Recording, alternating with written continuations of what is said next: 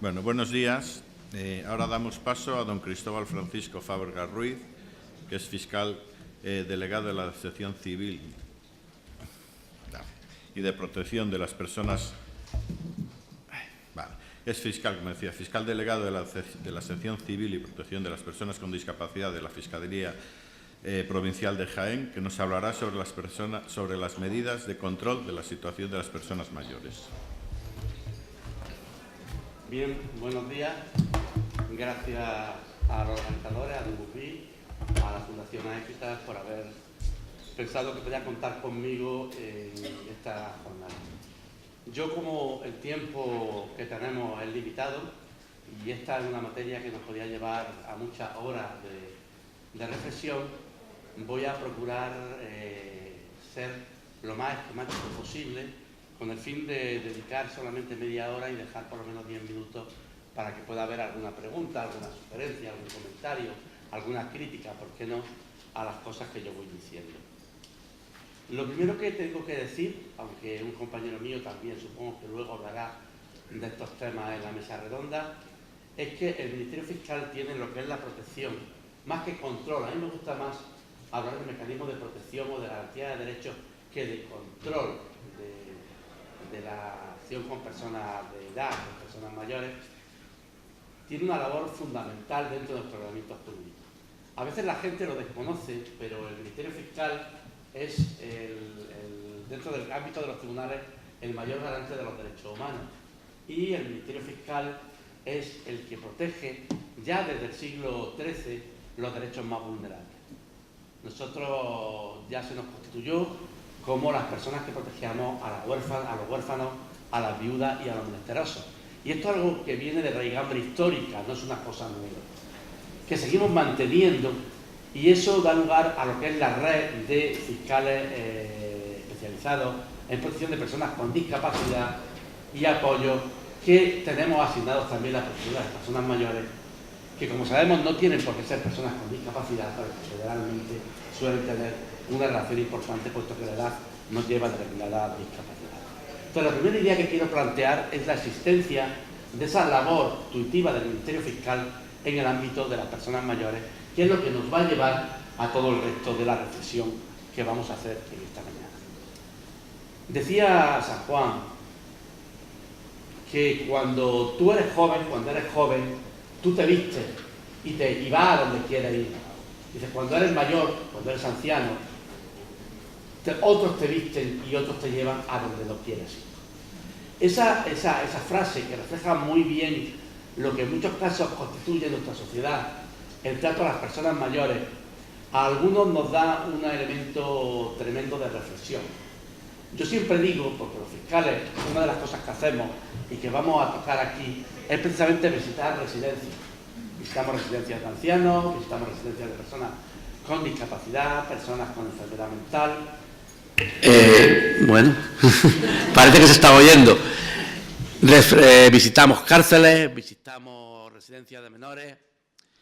Y yo siempre digo que las residencias más duras de visitar son precisamente las de personas mayores. Porque en las residencias de menores, los niños son niños. Sí, podemos decir, bueno, son niños que tienen una vida familiar dura, pero son niños. Juegan, dan alegría. En las personas con discapacidad, uno parece que ya está fuera de eso, ¿no? Es complicado, puedes tener un accidente y entrar en una situación difícil, pero normalmente uno parece que ya está escapado, ya se ha escapado de eso, ¿no? Si a determinadas edades no ha tenido una discapacidad psíquica o no ha tenido... Parece que no hemos escapado de eso. Pero con un poco de suerte todos vamos a llegar a viejos. Y con un poco de suerte todos vamos a encontrarnos muchas veces ante esa situación que, si visitáis Sevilla, podéis ir a ver los famosos cuadros de Valdés y Leal. Esos cuadros tan tétricos que pone debajo, donde me ves, te verás. Cuando uno visita una residencia de ancianos, se da cuenta de que ahí está su futuro. Y por eso yo digo siempre que el defender los derechos no es una actitud filantrópica, no es una actitud elogiable, es una actitud de profundo egoísmo. Porque yo, cuando vaya a una residencia de ancianos, quiero que se respeten mi forma de vida, quiero que se respeten mis derechos, quiero que se respete mi apetencia, mi gusto. Y por lo tanto tengo que defender que ahora las personas que están en esa situación tengan ese tipo de garantías.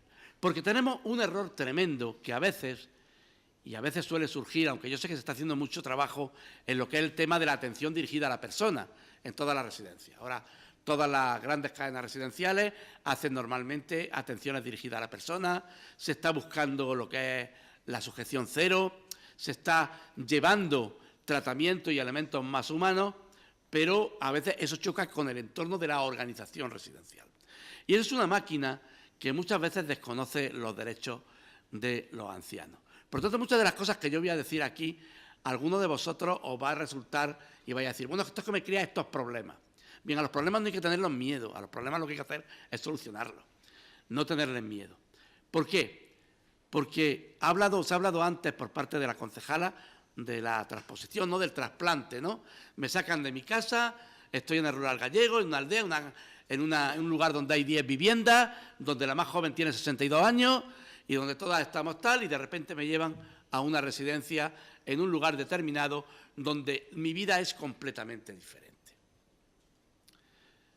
Es como si a una planta la arrancáramos de repente y la trasplantáramos a crecer en una pequeña maceta.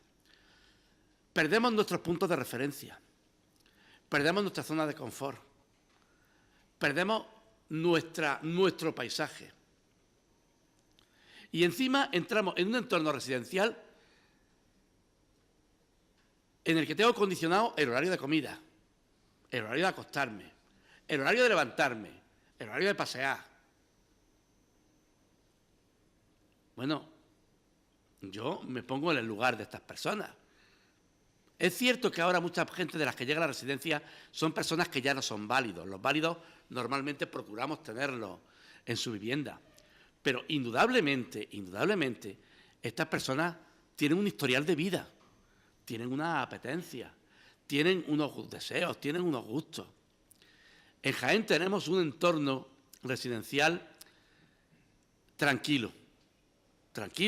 No, otros compañeros míos han tenido que enfrentar a grandes problemas de residencia. Pero el gran problema cuando yo tuve que intervenir fundamentalmente en una residencia fue por una cuestión de comida. Tan simple como eso.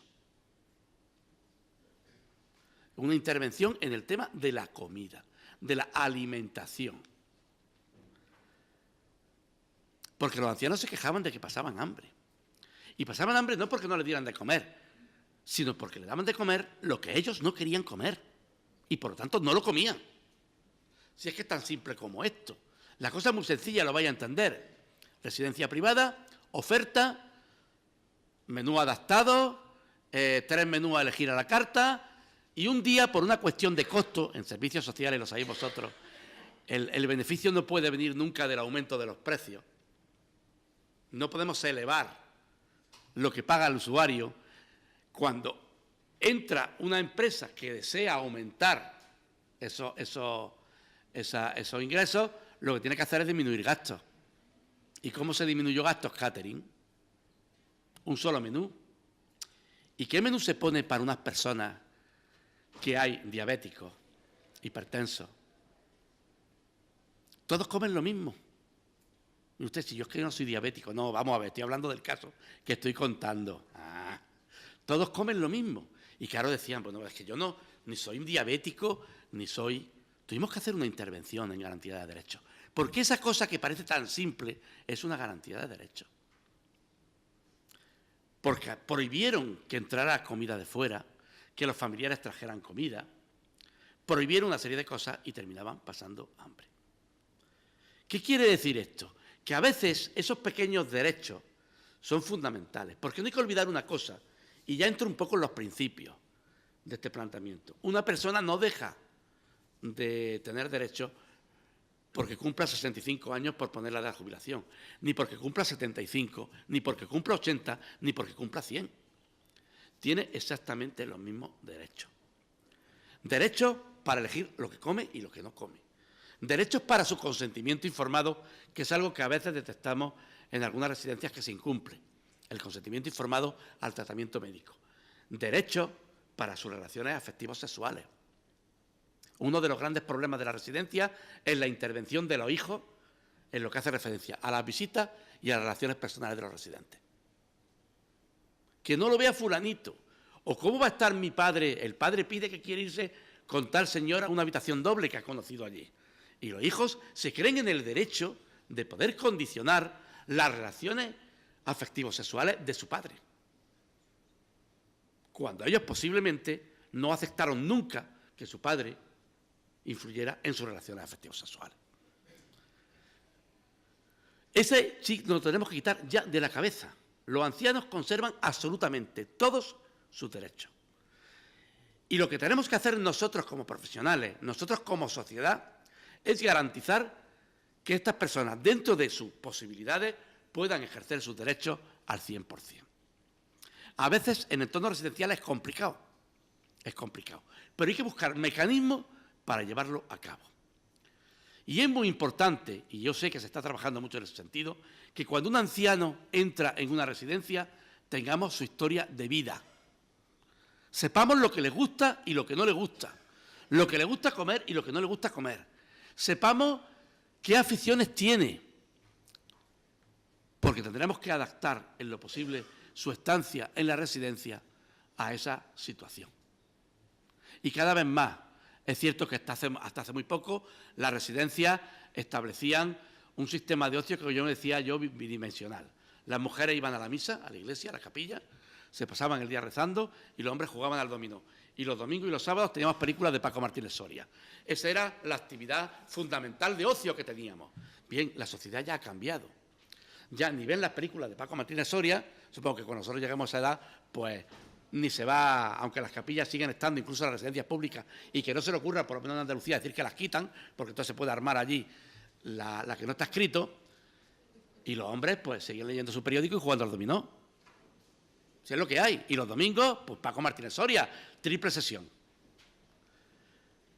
Tenemos que cambiar, tenemos que saber qué es lo que adaptan a los ancianos, porque siguen manteniendo sus propias misiones. Luego, eso habrá que adaptarlo al entorno residencial.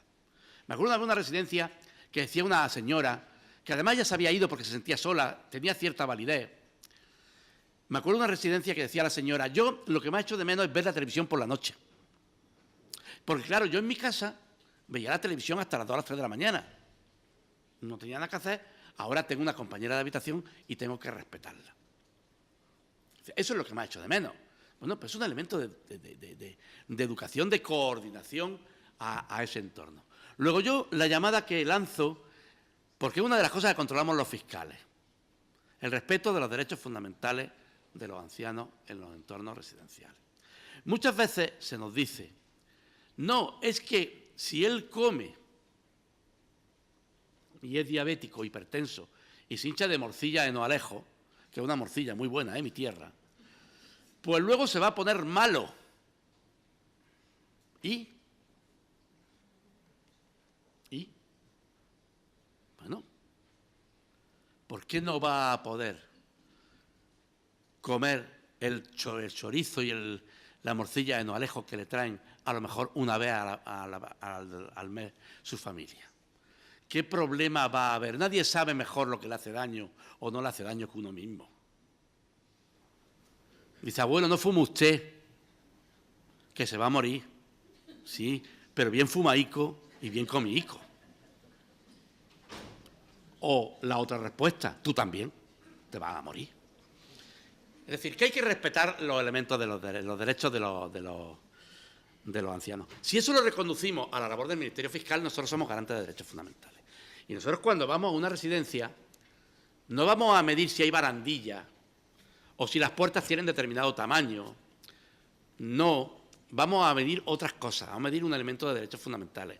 Vamos a medir que las ataduras, si se usan, porque somos conscientes de que a veces es difícil renunciar a ellas, se usan siguiendo un protocolo claro, no para el beneficio del personal, no para el beneficio del entorno residencial, sino para el beneficio del anciano, con una serie de criterios de los que podemos hablar, una serie de protocolos que todos conocéis por otra parte.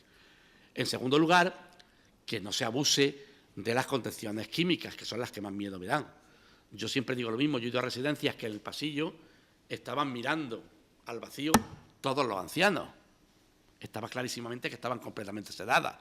Y en cambio iba a otras residencias que, como el fiscal está gordito, ponían papelillo en el ascensor para que se fastidiara y subiera por la escalera en el primer piso y hiciera ejercicio, y cuando yo subía se reían muchísimo del tema, porque claro, habían hecho subir por la escalera al fiscal.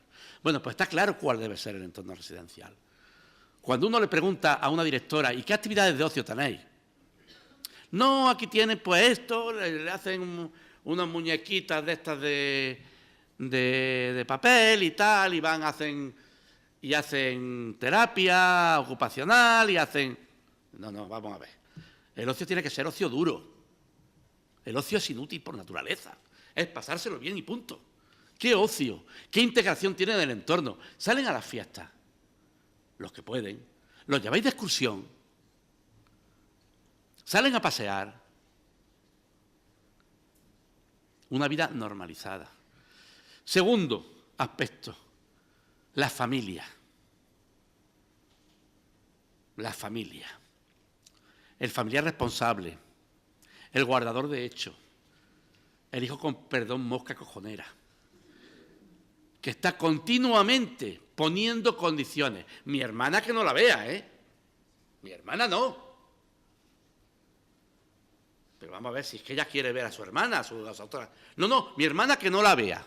¿Por qué? ¿Qué motivo existe para eso? Nosotros siempre le decimos lo mismo a la residencia. Nunca aceptéis ese tipo de condicionamientos. Nunca. Si usted quiere que su hermana no vea a su madre, se va a un juez, alega lo que tenga que alegar y el juez decidirá. Porque ella tiene derecho a ver a quien sea. Y en todo caso, en una situación de urgencia, si vemos que realmente le descentra, quien tomará la decisión seré yo. Y luego se la comunicaré al juez. Pero usted no es quien para imponerme con quién se relaciona su padre o su madre, si puede salir a pasear con quien quiera, si puede o no verle este nieto o esta vecina que era la que iba a tomar café todos los días del año con ella, y cuando se le lleva a una residencia decide que quiere seguir yendo todas las tardes a tomar café con su amiga a la residencia, pero claro, es que los hijos no ven bien esa relación con la vecina, a ver qué va a pasar. No aceptéis nunca esos condicionamientos de los hijos, porque las personas, si no están demenciadas, toman sus propias decisiones. Y si están demenciadas, existen procedimientos, que ahora tocaremos someramente, para tratar de plantear eso, pero partiendo siempre de la base de su voluntad, partiendo de la base de su capacidad, que según la Convención de Derechos Humanos de las personas con discapacidad es completa y total, y partiendo de la base de su bienestar. Nosotros nos damos cuenta cuando una anciana tiene una visita que la descentra. No hay que ser muy listo para eso. Y cuando una visita la alegra, también lo sabemos, en la mayor parte de los casos. Luego, no entremos en ese juego de los conflictos familiares, que vayamos a ver lo que hay detrás.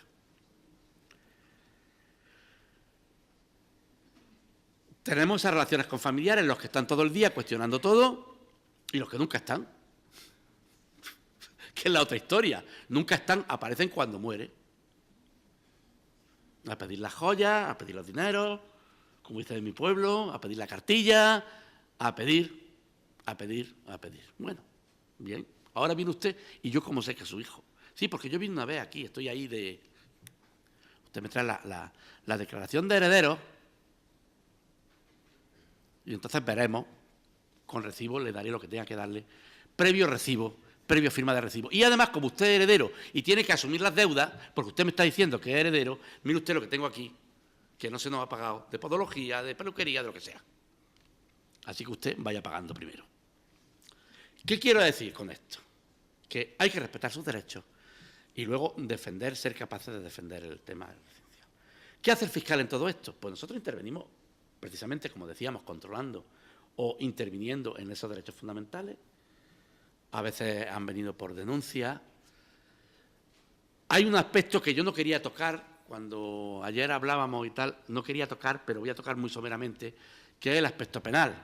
Es decir, realmente también puede haber actividades de expolio en residencia y fuera de la residencia, mala influencia en el campo de los testamentos, en la toma de decisiones de carácter económico.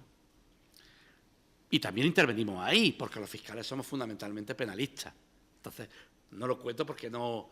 Pero también intervenimos ahí. Muchas veces vienen denuncias, pero hay otros aspectos que no nos damos cuenta y que a veces se viven como un maltrato. Yo recuerdo una vez cuando yo empecé a llevar esto hace 30 años, que vino un antiguo fiscal de la audiencia, que estaba en una residencia de ancianos en un pueblo de Jaén. Y vino que quería hablar conmigo. Era un hombre que conocía cómo funcionaba el Ministerio Fiscal y me dice, mira, Cristóbal, yo no quiero ni presentar una denuncia ni nada porque yo no puedo estar en otro sitio en el que estoy y no quiero ponérmelo en contra. Pero necesito hablar. Y en efecto estuvo hablando conmigo. ¿Y sabéis qué me decía él que era lo que más le dolía? La infantilización. Un señor que era don José, de repente entra en una residencia y se transforma en Pepito. Y una niña de 22 años, con perdón para las niñas de 22 años, le dice, ¡ay, Pepito, qué malo es usted! Hay que ver que no hay manera de que deje de fumar. Tenemos que darnos cuenta que siguen siendo personas que además lo han dado todo a la sociedad y que siguen dando. Y es fundamental, no los grandes maltratos que todos vemos y que, bueno, se pueden ver, sino esos pequeños maltratos, esas pequeñas cosas que llaman, ¿no? Se habla mucho del micromaltrato, del micromachismo. Bueno, pues también ese micromaltrato al anciano. Ese tipo de cosas que no son lógicas de mantener porque son personas que mantienen eso. ¿Qué más hace el fiscal? Bien, muchas veces la residencia recibía a una persona, os dais cuenta que estáis demenciados, hay un problema muy grave ahora con los ingresos involuntarios, llevamos peleando con ellos desde hace mucho tiempo, porque, bueno, hay una serie de connotaciones que nos llevarían muy lejos.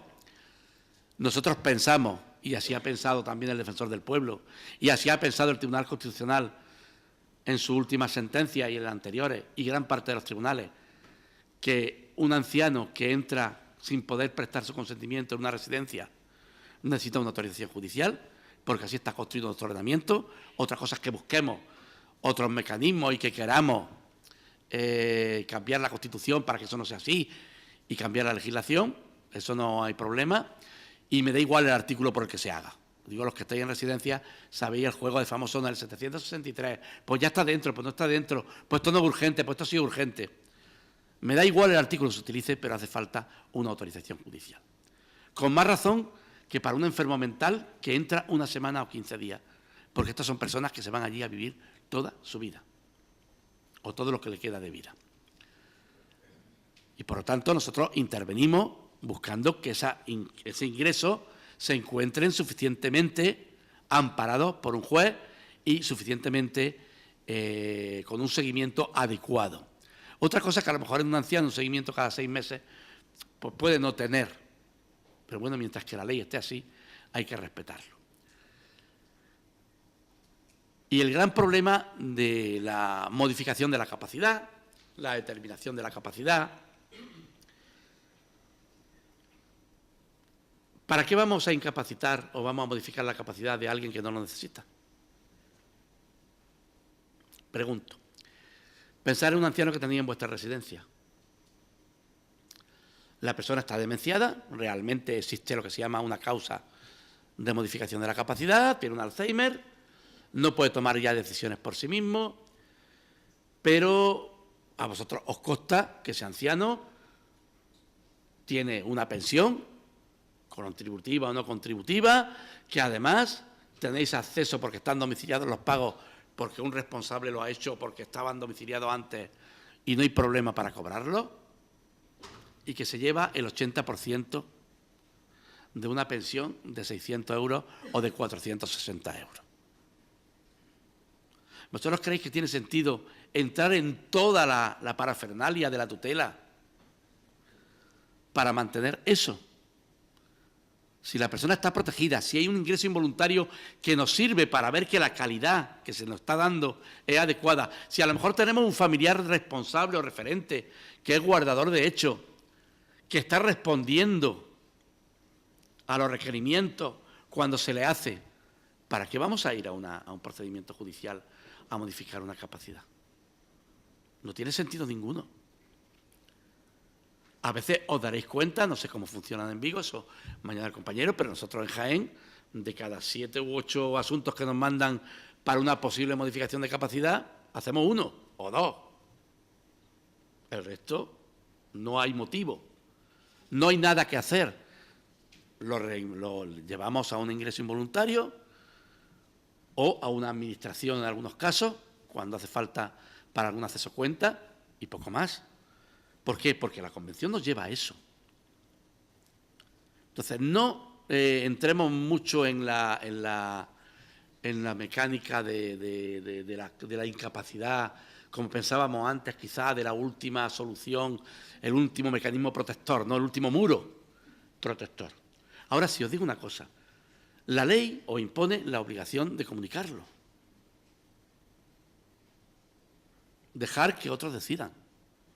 Asumir vuestra responsabilidad y los demás que asuman la suya. Es una práctica que yo conozco, que se ha dado en algunos juzgados de Galicia, en el que cuando una directora de residencia va con 7 peticiones de autorización de internamiento, el juzgado no es que tramita y dice no procede, sino que dice no, a mí esto no me lo presente, esto no es para nada, esto no hay que hacer nada con ello. No, mire usted me lo coge, me lo sella y usted ya haga lo que tenga que hacer. Pero yo ya he cubierto mi espalda, yo ya he cumplido mi obligación legal. La modificación de la capacidad. En Andalucía, no sé si hay aquí, en Andalucía hay una norma que obliga a la residencia, cuando una persona se demencia, pues decirle a los familiares que tienen que presentar una demanda de modificación de la capacidad en el plazo de un mes y que si no, pondrán en conocimiento de la Fiscalía. Bueno, pues eso lo comunicaría a la familia y la familia ya que haga lo que proceda o lo comunicaría a la Fiscalía y nosotros ya haremos lo que nos toca. Pero vosotros haced lo que os toca a vosotros. Es que no me contestan. No te preocupes. Tú lo metes en tu carpeta, en tu expediente personal, la petición de la autorización del ingreso. Tú ya has cumplido. Otros que asuman su responsabilidad. En este mundo cada uno tenemos, y voy terminando, que asumir nuestra responsabilidad. Y en este mundo cada uno tenemos que cubrir nuestro tramo del camino. Esto es como una carrera de relevo. Para terminar, voy a tocar un poco los extrarresidenciales, porque hemos estado hablando mucho del entorno residencial, quizá por la organización y la contextura de estas jornadas, pero indudablemente, en los entornos extrarresidenciales se producen efectos muy similares. Cuando yo tuve mi primera hija y estábamos dudando, mi mujer y yo, si llevábamos a la niña a una guardería o contratábamos a una chica para que la cuidara en la casa, mi madre dijo, guardería. Hombre, es que en la guardería cogen muchas enfermedades, es que en la guardería... Dice, mira, una vez que se cierra la puerta de una casa, no se sabe lo que pasa dentro. Sí hay quien pone cámara, ¿verdad?, para controlar lo que hacen, pero en una guardería hay profesionales. Es muy difícil que el grupo de profesionales de una residencia, de una guardería, sean todos malvados maltratadores de ancianos. Con lo cual se vigilan los unos a los otros. Hay un control informal que es mucho más efectivo que cualquier control formal. Luego, muchas veces, muchas de las peores situaciones se dan precisamente en los entornos extraresidenciales. Y lo vemos. Hijos que presionan a los padres, que viven de la pensión de los padres apretándoles de una manera, que los tienen completamente desasistidos. Esas intervenciones también las hacemos. Normalmente nos llegan a través de los servicios sociales comunitarios, ¿no?, que son, en lo que a los fiscales se refieren, nuestras manos y nuestros ojos.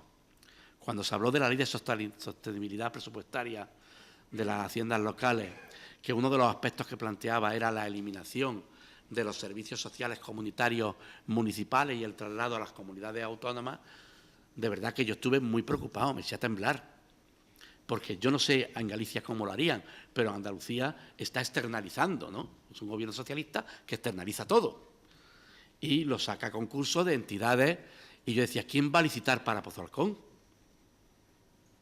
Licitarán para Úbeda, licitarán para Jaén Capital, licitarán para Linares, pero para Pozalcón o para cualquier otro pueblo de 2.000 habitantes, ¿qué empresa de servicios sociales va a licitar? Digo, van a desaparecer los servicios sociales comunitarios de la zona donde más falta hacen, que es de los entornos más ruralizados, ¿no? más fuera de la red. Nos viene todo a través de los servicios sociales. Ese tipo de denuncia. Y estamos intervenimos también en ese tipo, con unos criterios muy similares a los que os estoy planteando. Lógicamente, no hacemos visitas a las casas, pero los servicios sociales ya nos informan de qué situación están las casas. La última idea. Eso no quiere decir que, como muchos de nuestros compañeros fiscales nos acusan, nos hayamos transformado de repente en trabajadores sociales.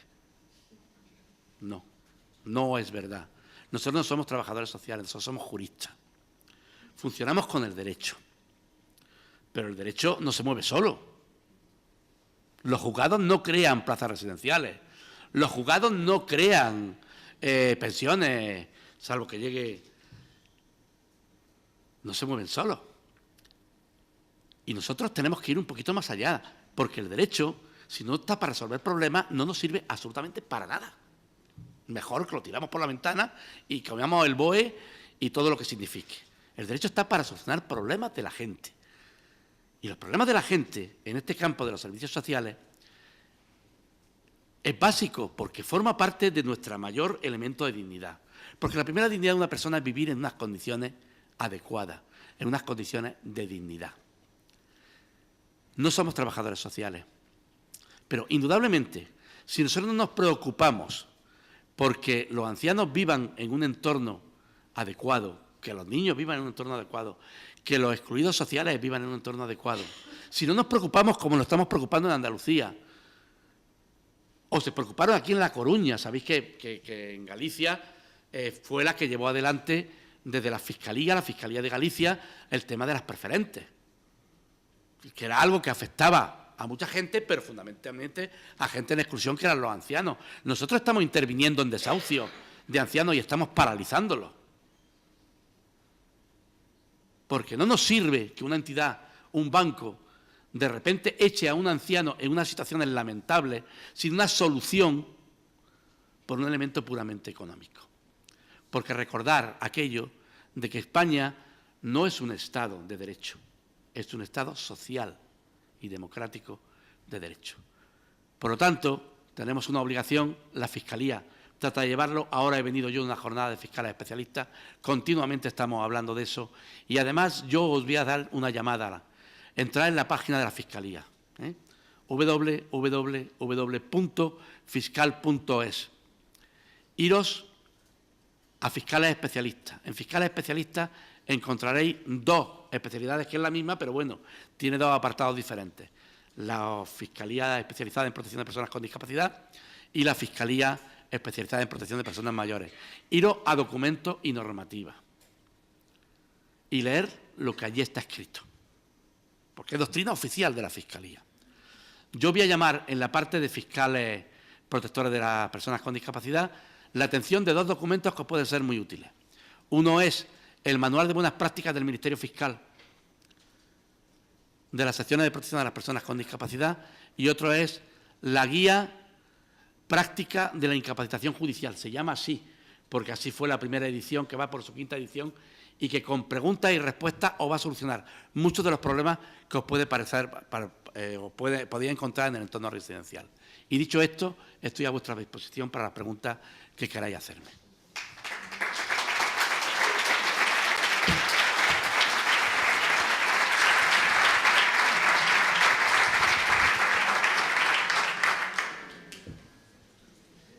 Sí.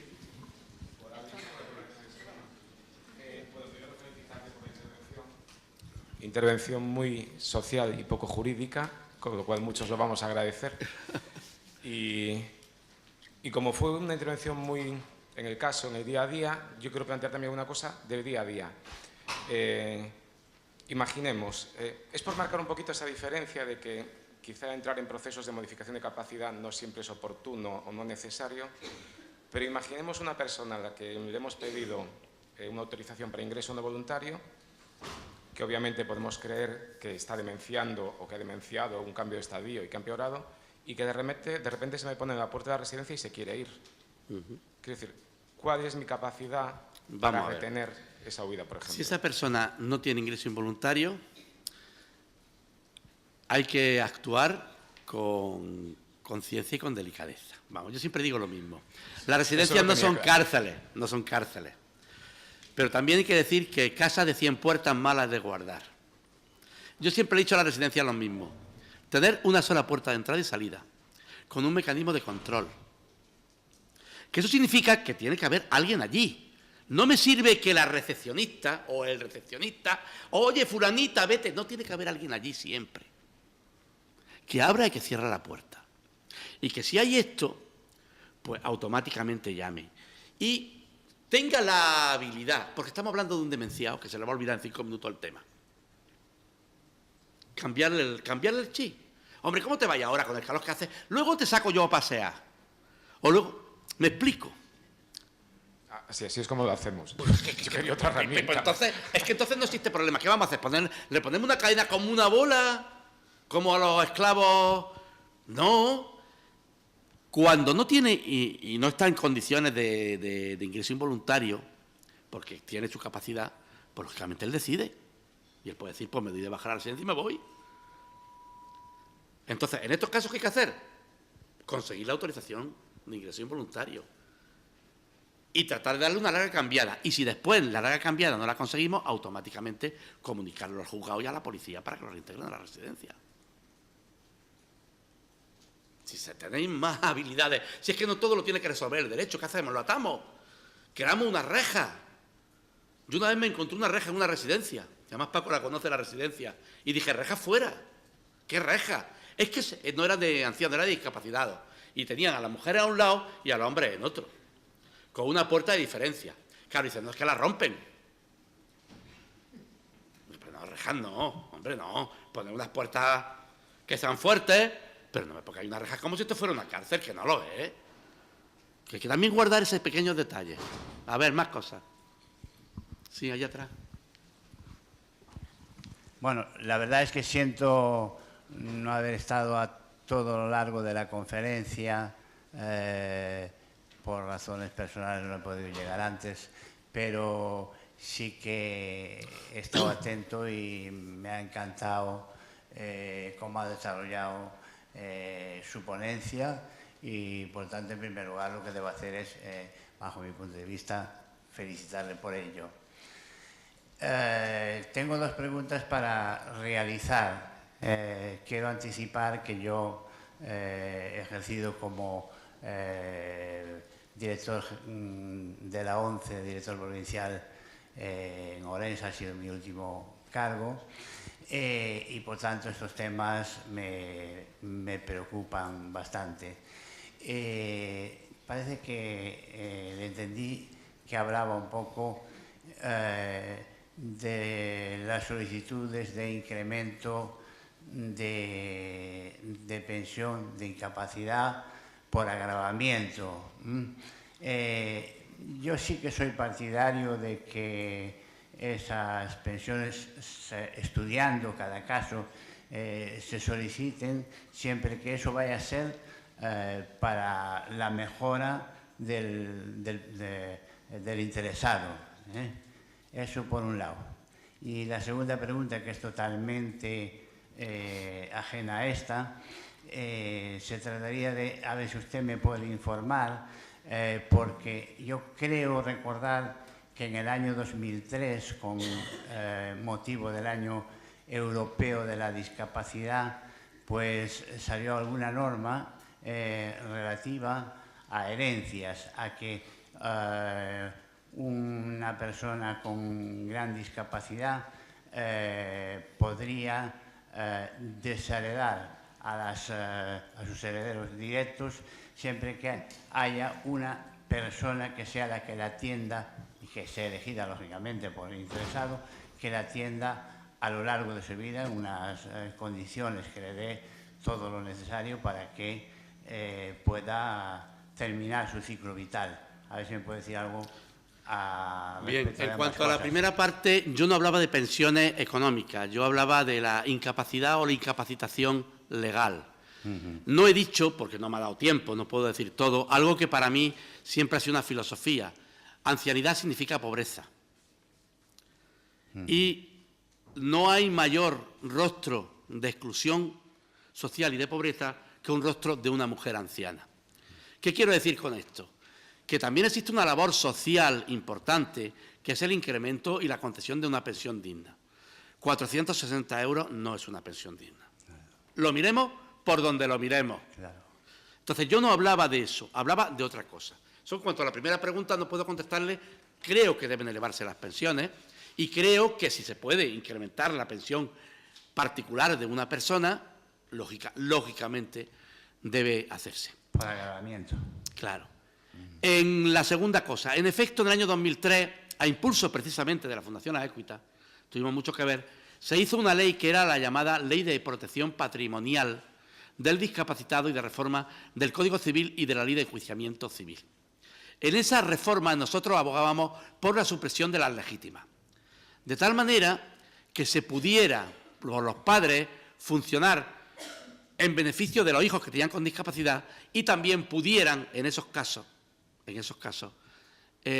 privar de la herencia a los hijos que lo han postergado completamente y que lo han quitado completamente de en medio.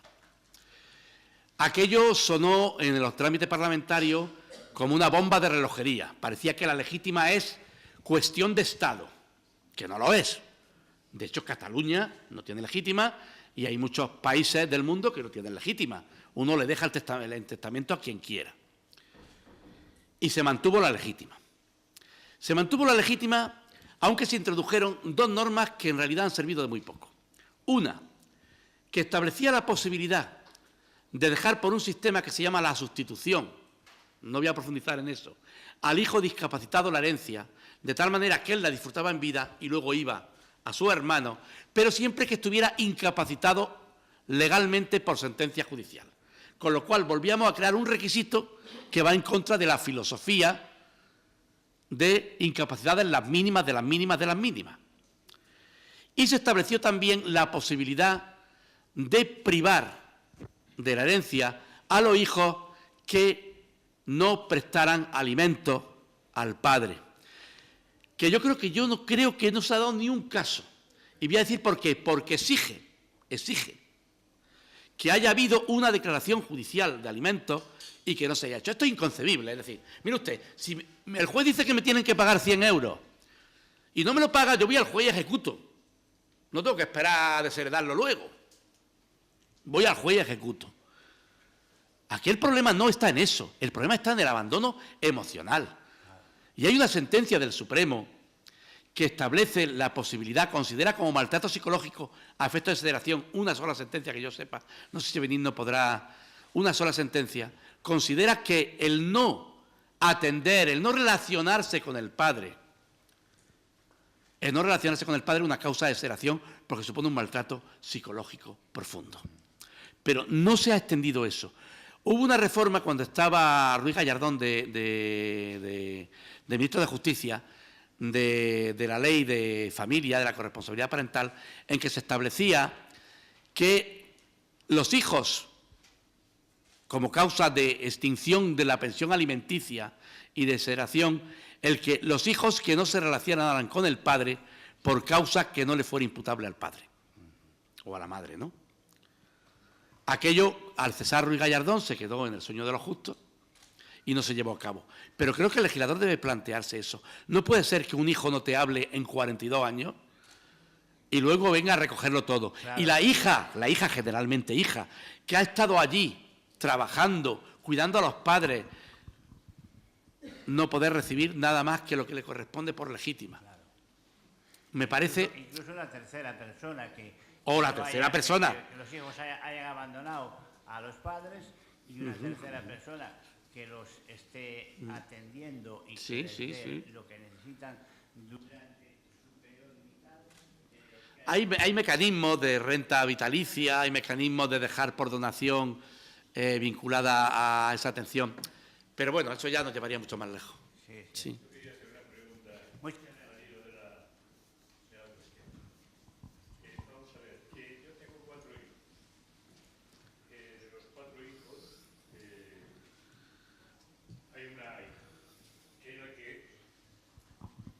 Que es la que realmente está sufriendo las consecuencias del Alzheimer de su madre, ¿no?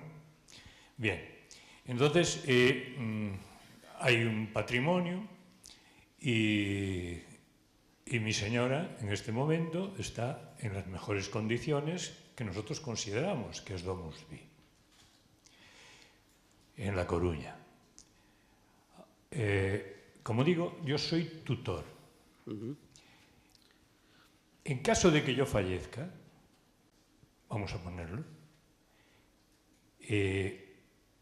aunque ya tenemos, desde antes de que mi señora se manifestara el Alzheimer, ya tenemos,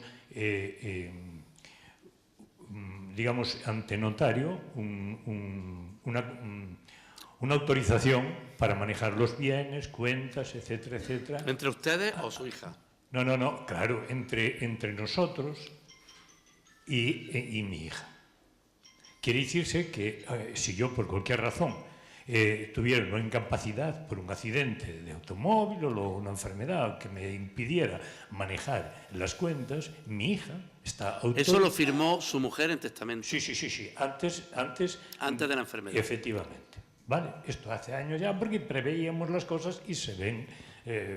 bueno, en fin, los padres observamos estas cosas y diferenciamos indudablemente, ¿no? Le queremos a todos los hijos por igual. Pero a uno se confía más que en otro. Efectivamente. Pero consideramos una seguridad futura en los detalles. ¿Qué pasa? Que, insisto, soy tutor. Si a mí me pasa algo, de los 4 hijos, en una democracia, 3 votan que no es tutora mi hija. Y que además consideran que se está creando un gasto innecesario en una residencia particular. Se la llevan a la pública y se reparten la tajada y punto pelota. Bien, yo digo, yo tengo el día 26 un encuentro con su señoría para hablar precisamente para el control de los bienes. Sí, es decir, la rendición de cuentas. Mis hijos, a los que quiero muchísimo, pero nunca han aportado ni un céntimo para el patrimonio que nos corresponda a mi mujer y a mí. Ni me deben ni les debo. Entonces, no es que me moleste, pero me sorprende que su señoría someta a juicio de mis hijos la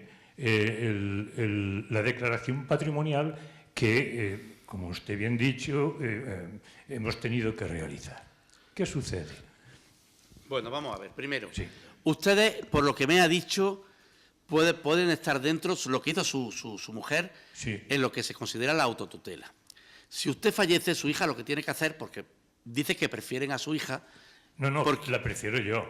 No, pero su mujer también hizo ese testamento. Mi mujer es desvalida en este momento. Pero hizo un testamento. Sí, pero no para la tutela.